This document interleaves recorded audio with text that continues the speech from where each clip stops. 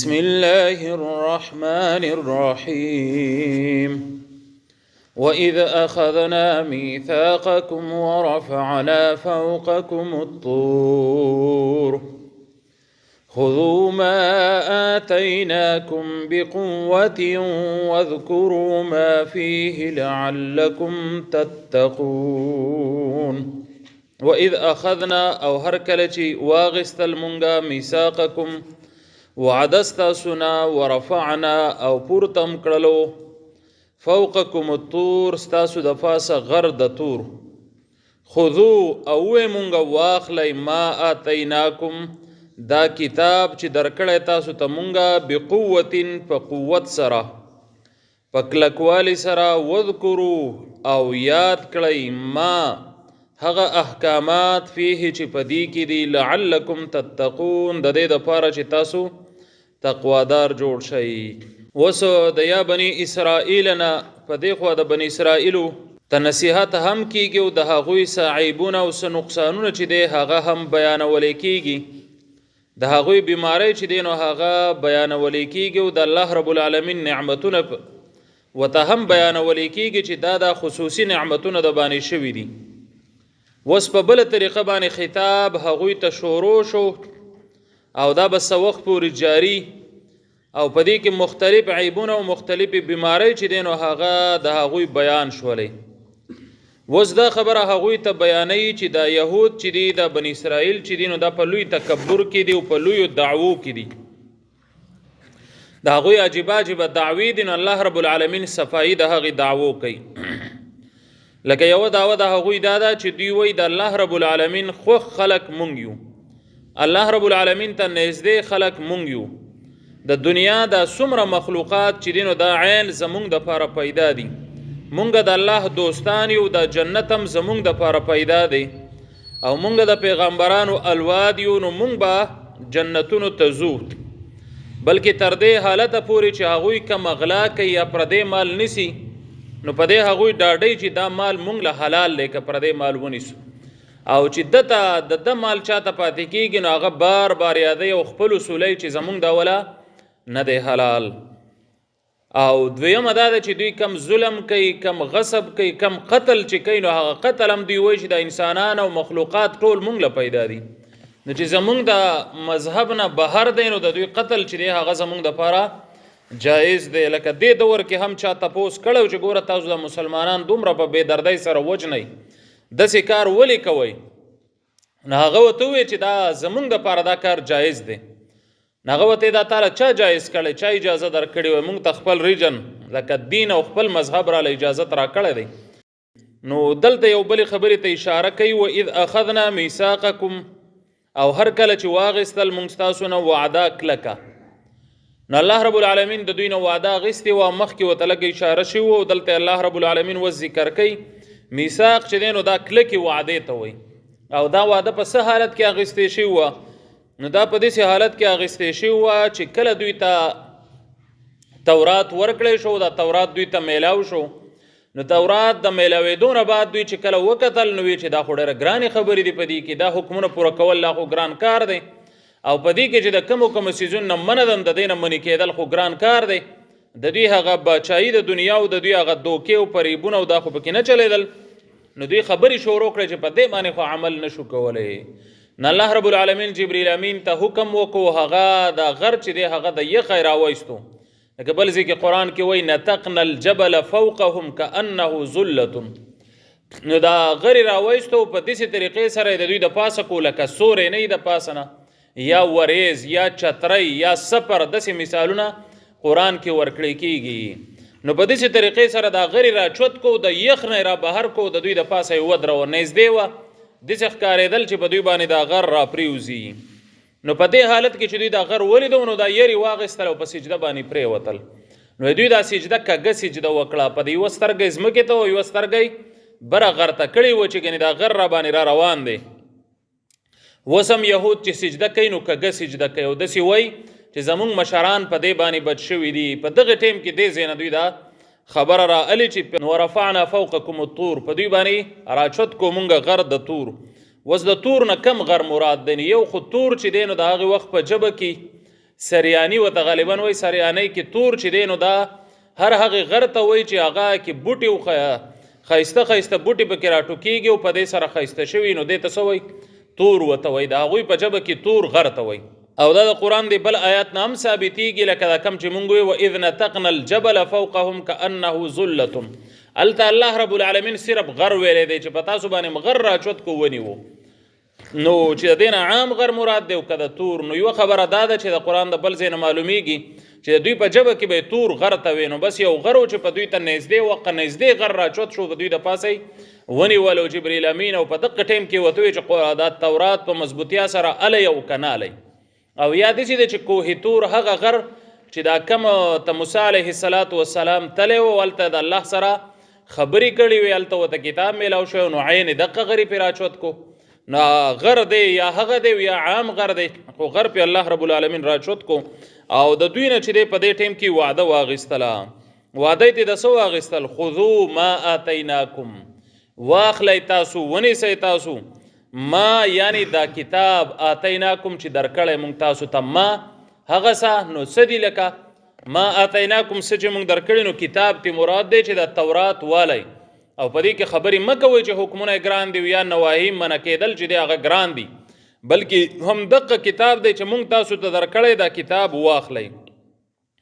بقوت په قوت سره واخلی نو اوس د قوت څه مقصد دی نو د قوت یو معنی دا کېږي چې بالعملی بالعلم والعمل په علم سره یعنی د دې علم او پوهه هم حاصله کوي او عمل پې هم وکوي په قوت سره اخیستلو دې ته وایي یا چې کوم دی ظاهري معنی د دې دا کېږي چې په ښی لاس باندې والی او د ادب په ځای کېږدی لکه د الله کتاب قرآن مجید یا تورات او هغه وخت کې نو د دې بېادبي به نه کېږي چې کم ځای دې کېښودو که په ځمکه دې کېښودو یا خپه پې اړې د پاسه تېرېږي را تېرېږي نو داسې کار چې دی دا به نه کوئ نو ظاهري معنی دا ده او اصل معنی څه شوه چې بالعلم والعمل یا بقوت معنی دام کېږي چې په رښتینې زړه سره دا والی واذکروا ما فیه او یاد کړئ هغه احکام چې په دې کې دي ما فیه نه مراد څه دي څه چې په دې کې دي نو په دې کې څه دي احکامات دي که نه حکمونه د الله رب العالمین دي اوس دلته واذکروا واحفظوا ونوي نو د دې نه مراد دا خبره ده چې صرف یادول نه دی چې ګنې د کتاب تلاوت ته یاد کو بلکې د دې نه مراد درس و تدریس ته الله رب العالمین د کتاب دی په دې ځان پوهه کول دي د دې د معنی نه ځان خبرول دي او په دې کې تدبر او فکر کول دي واذکروا ځکه ووایې که نه واحفظو که ویلی وی نو صرف یادول دي چې بس یادې کوي نه دا واذکروا چې دی نو دا یادول دي چې را یادول یو بل ته را یاد کوي دا خبرې بار بار یو بل ته وکوي یعنی څنګه چې درس و تدریس کېږي لکه اوس چې دا مونږ لګیا یو الله دې قبول کړي او الله دې مونږ ته د صحیح درس کولو توفیق را نصیب کړي لعلکم تتقون د دې دپاره چې تاسو تقوادار جوړ شئ الله رب العالمین دا کار د څه دپاره کوي دا ورته ولې وایي د دې دپاره چې تقوا د پکې راشي نو خبره دا ده چې ګوره تقوا په څه باندې راځي دا د الله د کتاب په اورېدو باندې د دې په ترجمه او په مفهوم په پوهه کېدو باندې د دې بار بار په ذکر باندې ځکه الله ورته وایي چې دغه کتاب والی دا یاد کې او په عمل کې راولئ نو د دې دپاره دا کار وکئ چې تاسو کې تقوا پیدا شي نو یوه خبره دا ده چې څوک تقوا غواړي نو قرآن کریم ته به توجه زیاتوي د دې په معنی مفهوم به ځان پوهه کوي